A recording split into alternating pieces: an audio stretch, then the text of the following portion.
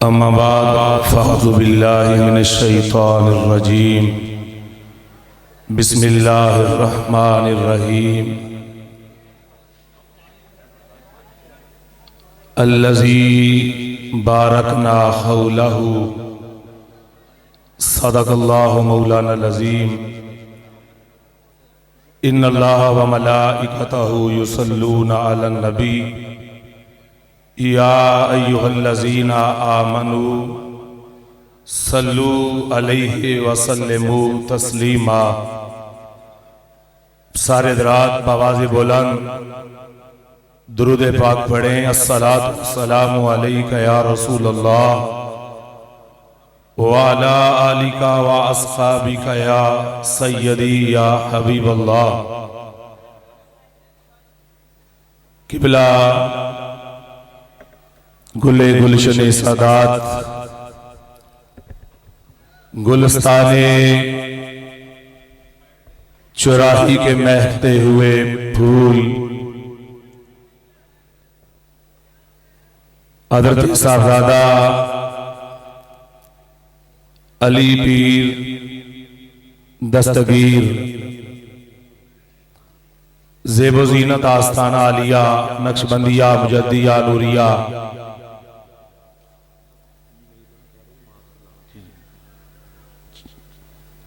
चूरा शरीफ आपके हुक्म के मुताबिक बस थोड़ी ही देर के बाद बाकायदा तौर पे महफिल पाक का आगाज किया जाएगा। पीर तरीक़त रहबर शरीयत हम सब के दिलों की धड़कन मुजद्दिदुल असर पैकरे इखलास व मोहब्बत सैयदी व मुर्शदी किबला पीर सैयद मोहम्मद मंजूर आसफ ताहिर बादशाह ज़ेब ज़ीनत आस्ताना आलिया नक्शबंदिया मुजद्दिया नूरिया चूरा शरीफ आप भी तशरीफ लाने वाले हैं और थोड़ी देर के बाद किबला अली बादशाह जी महफिल में तशरीफ ले आएंगे। मैं तमाम दोस्तों से बड़ी मोहब्बत के साथ बड़े अदब के साथ दरखास्त कर रहा हूं कि जो हज़रात आगे पीछे घूम रहे हैं या फारग आगे पीछे बैठे हैं वो जल्द आज जल्द पंडाल के अंदर तशरीफ लाएं और हर बंदा मास्क के जब उसको इस्तेमाल करे उसके बगैर महफिल में बैठने की इजाजत नहीं है। तमाम दोस्त अहबाब इंतजामिया के साथ भरपूर तावन करें क्योंकि तावन से ही निजाम चलता है। मास्क सारे दोस्त हज़रात अपने इस्तेमाल कर लें और बाहर से आने वाले भी मास्क का इस्तेमाल करें। हज़रात मुहतरम उर्से पाक की बड़ी और मरकजी नशिस्त बस थोड़ी ही देर के बाद तिलावत कलाम पाक से आगाज होगा और हमारे दरबारी नात खान हजरात अपनी अपनी हाजिरियां पेश करेंगे और किबला अली बादशाह के हुक्म के मुताबिक महफिल की कार्रवाई को जारी रखा जाएगा। तमाम हजरात अदब को मलहूज़े खातिर रखते हुए क्योंकि अदब पहला करीना है, मोहब्बत के करीनों में अदब ही से सब कुछ मिलता है। आस्थानों पे बहुत लोग आते हैं, बड़ी गैदरिंग होती है, दुनिया दूर दूर से चल के आती है, लेकिन हर बंदा फैज लेके नहीं जाता। क्योंकि लेता वही है जो लेने की नीयत से आता है। और मैं कहा करता हूं बारिश हो रही हो, बंदा अपना बर्तन उल्टा रख दे, उसके अंदर बारिश का एक कतरा भी दाखिल नहीं होगा। इसलिए जितने अदब के साथ बैठेंगे, जितनी मोहब्बत के साथ बैठेंगे, जितने जज्बे के साथ बैठेंगे और ये नीयत लेके बैठो कि अल्लाह ने हमें ये मौका दिया है, आइंदा साल पता नहीं कौन होगा कौन नहीं होगा। मैंने रात को भी अर्ज किया और कल सुबह को भी अर्ज किया कि पिछले साल हमारी फैमिलियों में, हमारी बरादरियों में, हमारे रिश्तेदारों में, हमारे मोहल्लों में, हमारे जब इलाकों के अंदर कई दोस्त अहबाब, हमारे पीर भाई, पीर बहनें ऐसे मौजूद थे जो इस साल मौजूद नहीं हैं। आइंदा साल पता नहीं किसे मौका मिले किसे ना मिले, इसलिए इस वक्त को, एक एक लम्हे को कीमती समझते हुए अदब के साथ, मोहब्बत के साथ तशरीफ रखें। जमी है महफिल अहबाब, ये घड़ियां गनीमत हैं, ये लम्हे जिंदगी में बार बार आया नहीं करते। ये लम्हे हमें नसीब हुए हैं तो इनको जाया न करें। हम आस्ताना आलिया, नक्शबंदिया, मुजद्दिदिया, नूरिया, चूरा शरीफ पे हाजिर हुए हैं। हम यहां क्यों आते हैं? मैंने रात को अर्ज किया कि हमें यहां से अल्लाह की मोहब्बत मिलती है और अल्लाह के रसूल की मोहब्बत मिलती है। और कुरान पाक के अंदर इन जगहों के बारे में कुरान ने ऐलान किया है, अल्लज़ी बारकना हौलहु। मैंने इशारा दिया था, हमारे जितने भी अकायद हैं, जो इख्तलाफी अकायद हैं, दूसरे मसालक के साथ अगर वाक़या मिराज शरीफ को हम समझ लें, हमारे सारे अकीदे हमें समझ आ जाएंगे। मिराज शरीफ इतना बड़ा वाक़या है, उसी वाक़या को अल्लाह बयान करते हुए एक मस्जिद का जिक्र कर रहा है। वैसे तो इस वाक़या को बयान करते हुए दो मसाजिद का जिक्र किया। सुब्हानल्लज़ी अस्रा बिअब्दिही लैलन मिनल मस्जिदिल हराम इलल मस्जिदिल अक़सा। बड़ी ही बाबरकत है वो ज़ात जिसने सैर कराई अपने बंदाए खास को मस्जिद हराम से मस्जिद अक़सा की तरफ। मस्जिद अक़सा की, ये याद रखें, ये सैर सिर्फ मस्जिद अक़सा तक नहीं है। मस्जिद अक़सा से आगे लामकान, सातवां आसमान, जन्नत, दोज़ख, लामकान, हत्ता के रब्बे कायनात के अर्श के ऊपर हुज़ूर तशरीफ ले गए। तो यहां लफ्ज़े इला इस्तेमाल हुआ है, तो मैं इसका तर्जुमा ये करता हूं, पाक है वो ज़ात जिसने सैर कराई अपने बंदाए खास को मस्जिद हराम से मस्जिद अक़सा की तरफ। मस्जिद अक़सा की तरफ आगे मस्जिद अक़सा का जिक्र करते हुए फरमाया, अल्लज़ी बारकना हौलहु। वो मस्जिद अक़सा जिसके इर्द गिर्द हमने बरकतें रखी हैं, जिसके इर्द गिर्द हमने बरकतें रखी हैं। अब मस्जिद के अंदर बरकत होती है या बाहर होती है? अब हज़रात आपकी तवज्जो चाहता हूं, बरकत मस्जिद के अंदर होती है या बाहर होती है? भी मस्जिद के अंदर बरकत होती है, मस्जिद से बाहर आप जूते पहन के जाते हैं, जो ही मस्जिद में दाखिल होते हैं जूते उतार देते हैं, तो बरकत मस्जिद के अंदर होती है, बाहर नहीं होती। लेकिन ये जो मस्जिद है, इसका जिक्र अल्लाह फरमा रहा है, अल्लज़ी बारकना हौलहु। मस्जिद अक़सा वो है जिसके इर्द गिर्द हमने बरकतें रखी हैं। उलमा लिखते हैं कि दो तरह की बरकतें थी, दीनी भी और दुनियावी भी। दुनियावी बरकतें कि मस्जिद अक्सा के इर्द गिर्द सरसब्ज़ो शादाब बागात हैं, सरसब्ज़ो शादाब बागात हैं।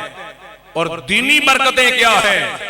फरमाया मस्जिद अक्सा के इर्द गिर्द अल्लाह के 4000 से ज्यादा नबियों के मज़ारात हैं, नबियों की कब्रें हैं।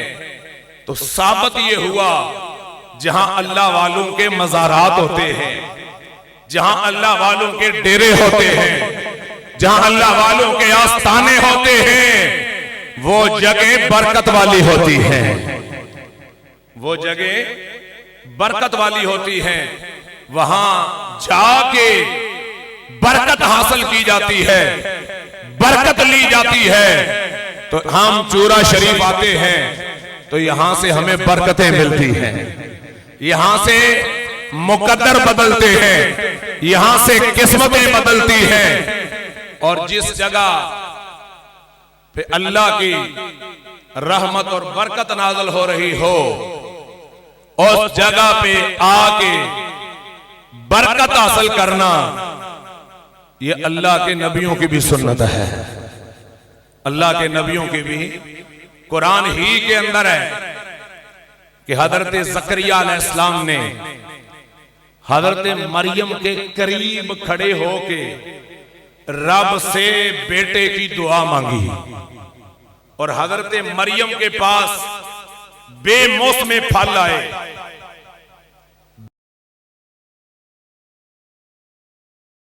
बेमौसमे फल आपके पास आए।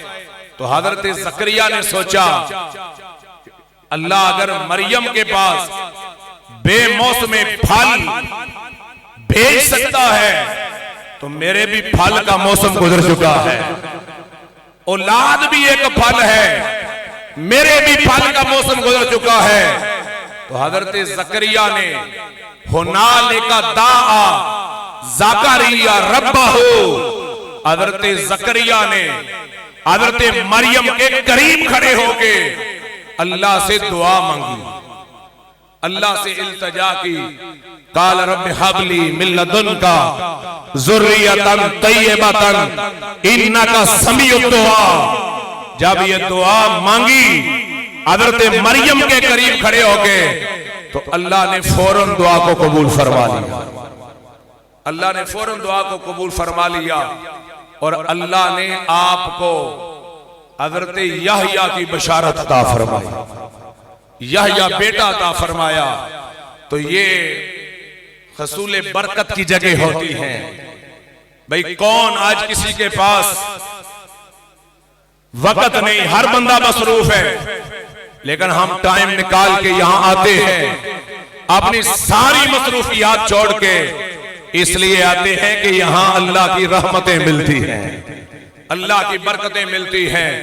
तो जो हजरात आगे पीछे घूम रहे हैं उनसे गुजारिश है कि वो जल्द अज जल्द पंडाल के अंदर तशरीफ लाएं और सारे हजरात मास्क का भी लाजमी इस्तेमाल करें। और जब किबला पीर साहब तशरीफ लाएं आपकी ज़ियारत भी करें। और किबला पीर ताहिर बादशाह आप अलील हैं, आप 30 साल तक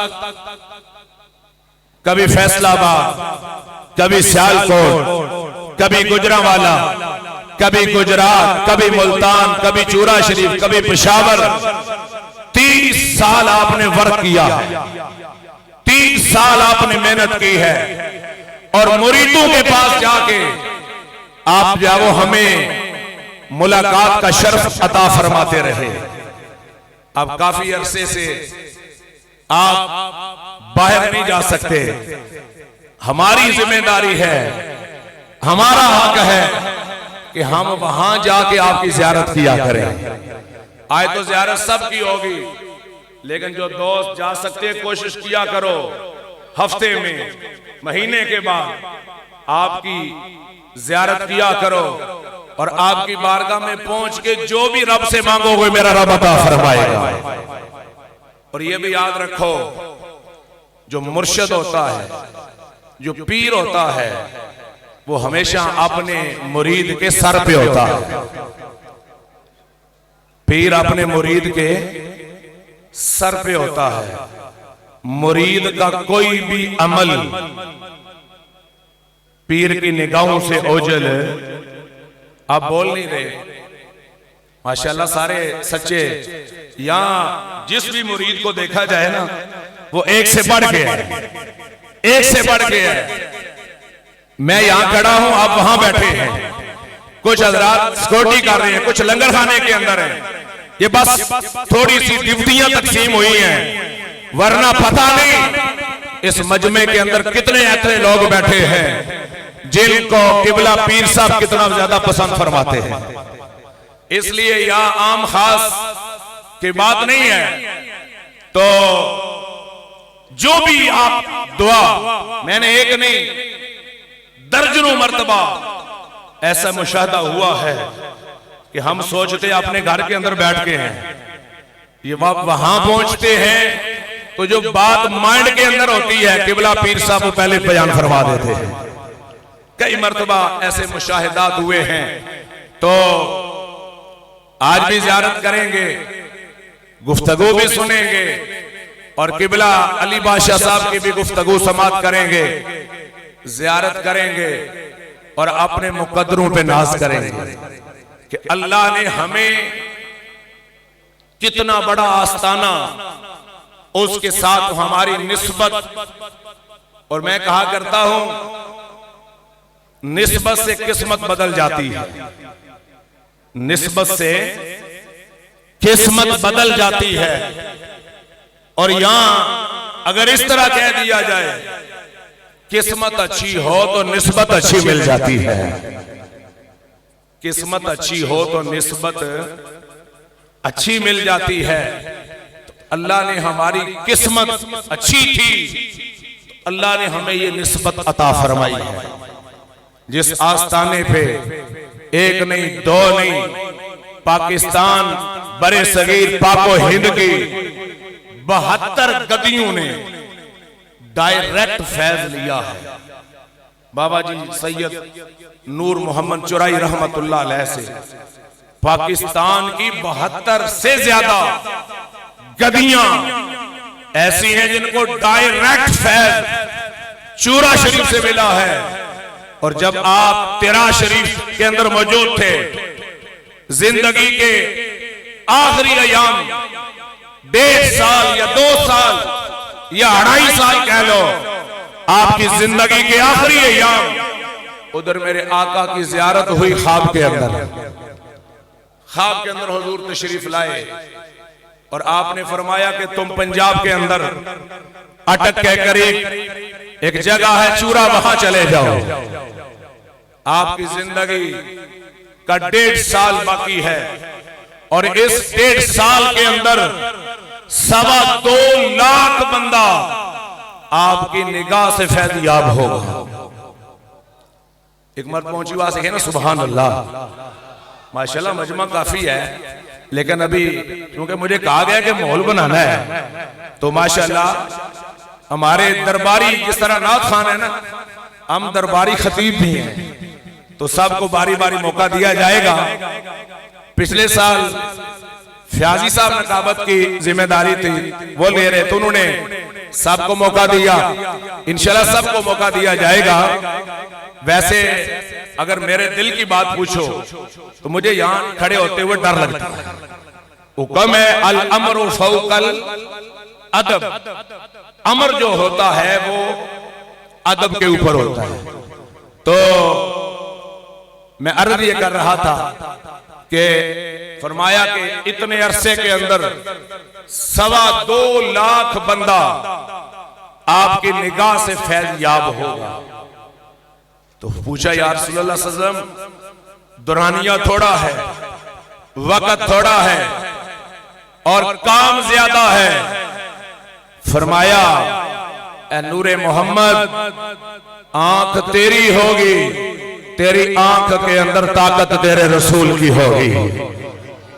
जिधर निगाह उठाएगा उधर ही लोग आपके दीवाने होते चले जाएंगे।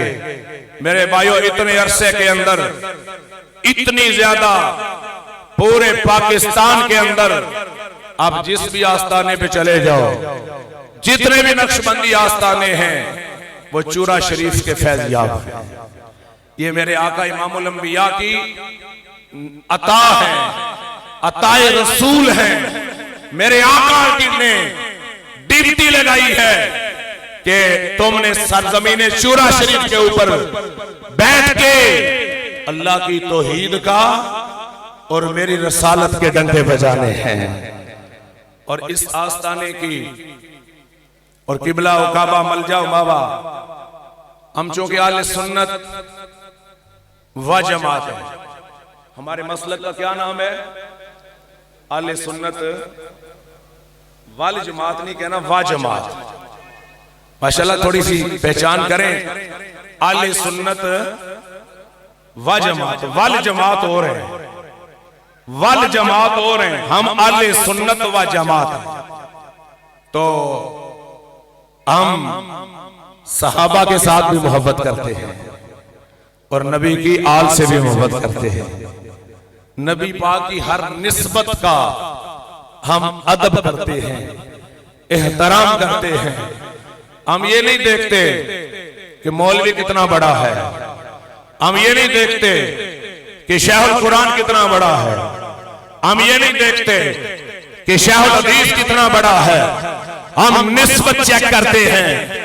अगर निस्बत सही हो तो हम मान लेते हैं, अगर निस्बत सही ना हो, चाहे कोई शाहुल कुरान हो, चाहे कोई शाहुल हदीस हो, हम रिजेक्ट कर देते हैं। एक्सेप्ट उसको करते हैं जिसकी निस्बत रसूलुल्लाह के साथ कायम होती है। और ये निस्बतों की जंजीर हमने बैत की किबला ताहिर बादशाह साहब के हाथ। ये सिलसिला चलता चलता सरहंद शरीफ से होता हुआ, बुखारा शरीफ से होता हुआ, ये मदीना शरीफ जाता है, हजूर की बारगाह तक जाता है।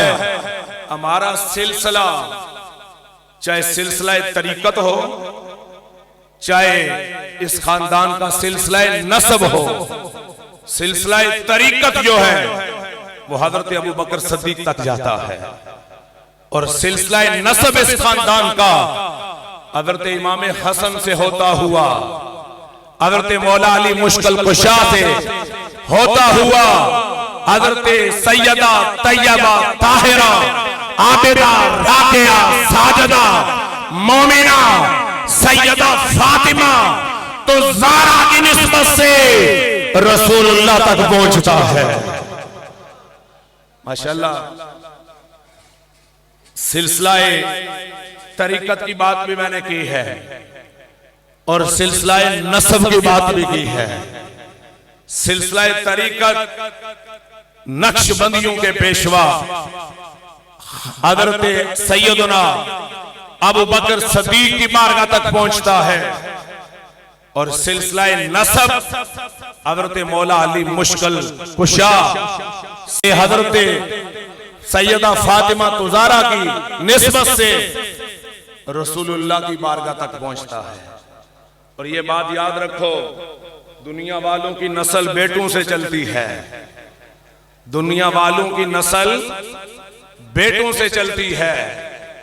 मेरे नबी की नस्ल बेटी से चली है, मेरे आका की नस्ल बेटी से चली है। मेरे आका को अल्लाह ने 4 बेटियां अता फरमाई।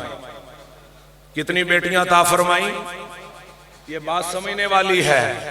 जब मुहर्रम का महीना आता है, सुन्नी मुहर्रम थोड़ा मनाते हैं, सुन्नी मुहर्रम के इतने जलसे नहीं करते। आमने हुसैन और आले रसूल को शियों के हवाले कर दिया है। हालांकि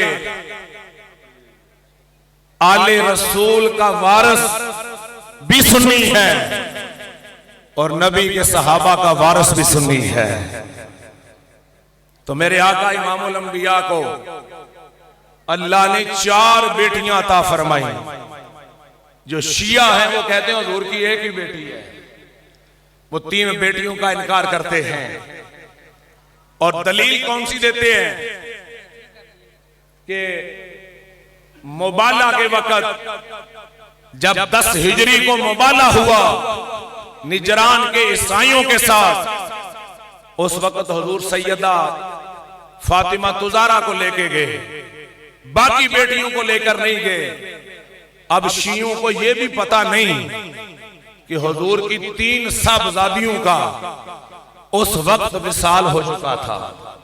हुजूर की एक ही साहबजादी 10 हिजरी के मुबाले के टाइम आप जिंदा थी, तो मेरे आका इमामुल अंबिया की नस्ल बेटी से चली है, और बेटी भी वो सैयदा तैयबा ताहिरा आबिदा राकिया साजिदा मोमिना सैयदा फातिमा तो ज़हरा। मेरे शाह तरीकत ये बात अक्सर बयान फरमाते हैं, आपके रिकॉर्ड के अंदर, आपकी कैसेटों के अंदर, और मैंने गाड़ी के अंदर आप ही की कैसेटें रखी हुई हैं। चलते फिरते जिधर भी जाता हूं आपकी तकरीरें सुनता हूं। आप फरमाते हैं आज लोग सुन्नतें बयान करते हैं, पगड़ी बांधना सुन्नत है, दाढ़ी रखना सुन्नत है, सफेद कपड़े पहनना सुन्नत है, मसवाक करना सुन्नत है, हलवा खाना सुन्नत है, हलवा खाना सुन्नत है, और दीन की खातर पत्थर खाना भी सुन्नत है। दीन की खातर पत्थर खाना भी, मेरे आका सल्लल्लाहु अलैहि वसल्लम को पत्थर भी मारे गए, लेकिन मैं बात बखेरना नहीं चाहता। आप फरमाते हैं सफेद कपड़े पहनना सुन्नत है, पगड़ी बांधना सुन्नत है, मसवाक करना सुन्नत है, हलवा खाना सुन्नत है, लेकिन बेटी बाप के घर में आए, बाप खड़ा होके बेटी का इस्तकबाल करे, यह भी मेरे नबी की सुन्नत है। अल्लाह ने जिस जिसको बेटियां दी ऊंची आवाज से कह दो सुभान अल्लाह। बेटियां बड़ी प्यारी चीज होती हैं, ऊंची आवाज से कहो सुभान अल्लाह। अल्लाह हम सब की बेटियों के मुकद्दर भले फरमाए, ऊंची आवाज से कहो सुभान अल्लाह। बेटे नेमत हैं और बेटियां रहमत हैं। तो मेरे आका, मेरे मुर्शद, मेरे किबला, मेरे मलजा, आप फरमाते हैं बेटी घर में आए, खड़ी होके बेटी का इस्तिकबाल करना और बेटी की पेशानी पे बोसा देना, यह भी मेरे रसूल की सुन्नत है। और मेरे आका सल्लल्लाहु अलैहि वसल्लम ने जब हजरत मौला अली मुश्किल कुशा के साथ आपका निकाह हो गया, शादी हो गई, तो जब कभी सैयदा मेरे आका की बारगाह में हाजिर होती तो हुजूर अपनी जगह से उठ के खड़े हो जाते थे।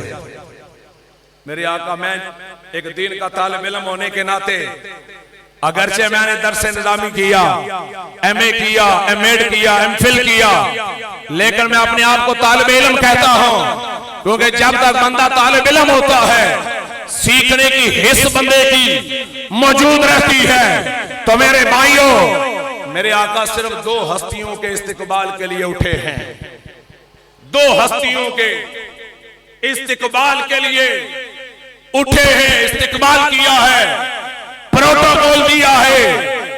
या तो अपनी बेटी सैयदा फातिमा तो ज़हरा के लिए उठे हैं, या अपनी मां अलीमा सादिया के इस्तिकबाल के लिए उठे हैं। किसके लिए उठे हैं? हज़रत हलीमा सादिया के इस्तिकबाल के लिए। मुझे बताओ, हमने आज से यहां से ये मोहब्बत का पैगाम लेके जाना है, अपने वालिदैन को इज्जत देनी है, अपने वालिदैन के साथ मोहब्बत करनी है, और हमें ये वाहिद आस्ताना है जहां से माँ बाप की खिदमत का दर्स दिया जाता है, माँ बाप के साथ मोहब्बत करने का दर्स दिया जाता है। मैं वालिदैन के अदब के हवाले से किबला ताहिर बादशाह साहब का एक वाकया आपके सामने अर्ज करता हूं।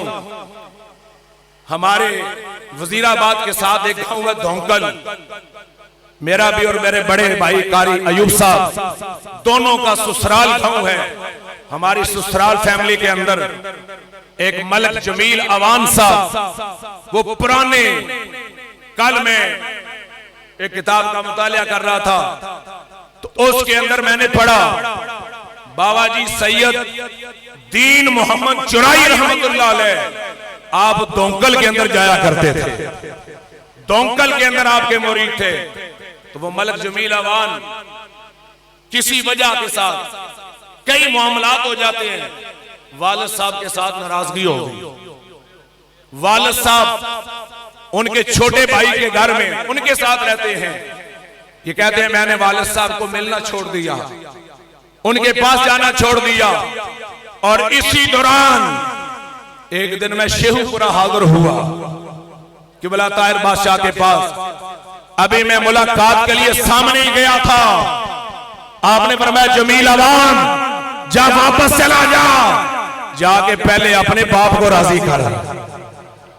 मेरे ख्याल में आपको समझ नहीं आई, अगर समझ आ गई तो कह दो सुभान अल्लाह, मुझे वहां से कह दो सुभान अल्लाह। भाई पीर साहब को किसने बताया कि ये अपने बाप के साथ नाराज है, ये बाप के साथ नाराज है, तो पता चला ये हमारे हर अमल की इन्हें खबर होती है। पर मैं जा पहले जाके अपने बाप को राजी कर, फिर मेरे पास आना। मैं यहां रुक के अर्ज करना चाहूंगा, सबसे बड़ा मुर्शिद तेरा बाप है, सबसे बड़ा पीर तेरा बाप है। माँ बाप को नाराज करके मुर्शिद के पास आएगा, फैज नहीं मिलेगा, हरगिज़ फैज नहीं मिलेगा। फैज लेना है तो माँ बाप को राजी करके मुर्शिद की बारगाह में आना पड़ेगा। फरमाया जाओ वापस चले जाओ, पहले जाके अपने बाप को राजी करो। जब वापस आए, रात का काफी हिस्सा गुजर चुका था, अपने घर में गाड़ी खड़ी की, भाई के घर आए, दरवाजा खटखटाया, भाई ने दरवाजा खोला। वो कहता है मैं अपने बाप के, मैंने कदम पकड़ लिए, कदम पकड़ के चूमने शुरू कर दिए, रो रो के कहा अब्बा जी मुझे माफ कर दो, आपकी नाराजगी की वजह से मेरा मुर्शिद भी मुझसे नाराज हो गया है। और माँ बाप इतने साथ दिल नहीं होते, जब कभी नाराज हो जाए, रूठे हुए माँ बाप को बेटा राजी करने लगे। माँ बाप बड़े नरम दिल होते हैं, उनका दिल नरम हो जाता है। उन्हें कहा जा बेटा मैंने तुझे माफ किया। और जब बाप के कदम चूम के माफी लेके घर आया, कहता मैं रात को सोया, उधर आंख बंद हुई, उधर किस्मत की आंख खुल गई, मदीने वाले आका ख्वाब में तशरीफ ले आए। मदीने वाले आका ख्वाब में तशरीफ ले आए। फरमाया जमील मेरे बेटे, तूने अपने बाप को राजी किया, मैं मदीने वाला भी राजी हो गया हूं। और मेरा ज़ौक़ ईमान कहता है अर्श से भी आवाज आई होगी, जिससे मदीने वाला राजी हो जाए उससे मैं राजी हो जाता हूं। और यहां कुछ लोग इस तरह भी कायनात के अंदर तबलीग करते हैं कि डायरेक्ट अल्लाह को राजी कर लो, सिर्फ अल्लाह ही काफी है, अल्लाह को राजी कर लो। मैं इस पाक धरती के ऊपर खड़ा होके आले सुन्नत व जमात का एक नुमाइंदा होने के नाते अर्ज करना चाहता हूं, खुदा उस वक्त तक राजी नहीं होता जब तक मदीने वाला राजी ना हो। जब तक मदीने वाले आका राजी ना हो, और मेरे आका राजी नहीं होते जब तक नबी की आल राजी ना हो। मेरे आका राजी नहीं होते जब तक माँ बाप राजी ना हो।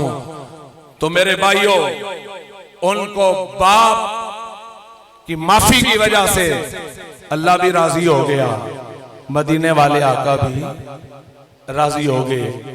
अब चूंकि जो मुझे बताया गया उसके मुताबिक तिलावत कलाम पाक से इस महफिल का बाकायदा आगाज करते हैं। तो मोहतरम जनाब फखरुल कुर्रा सही साहब वो तशरीफ लाते हैं और इस महफिल पाक का आगाज अल्लाह की लारईब किताब कुरान मजीद फुरकान हमीद से करते हैं मोहतरम जनाब कारी साइद साहब। अगर नहीं